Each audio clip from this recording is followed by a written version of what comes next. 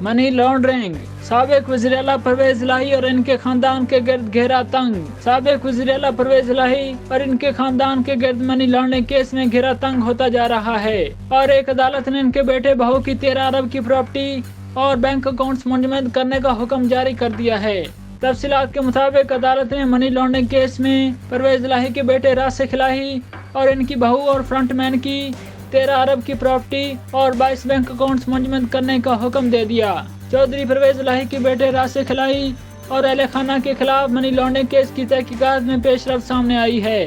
عدالت نے راسخ الہی اور ان کی اہلیہ کی پراپرٹی اور بینک اکاؤنٹس، مونس الہی کی اہلیہ، چودھری برادران کے فرنٹ مین کیسر بھٹی اور عابد بھٹی کے اکاؤنٹس بھی منجمد کرنے کا حکم دے دیا۔ عدالت نے تمام شریک ملزموں کی 13 ارب روپے مالیت کی 17,420 کنال اراضی منجمد کرنے کا حکم بھی جاری کیا ہے، جبکہ شریک ملزموں کے 22 بینک اکاؤنٹس فریز کرنے کے احکامات جاری کیے گئے ہیں، جن میں تقریباً 3.5 ارب روپے بھیجے گئے۔ ذرائع کے مطابق کرپشن کا پیسہ بے نامی اکاؤنٹس اور کمپنیوں کے ذریعے بھیجا گیا۔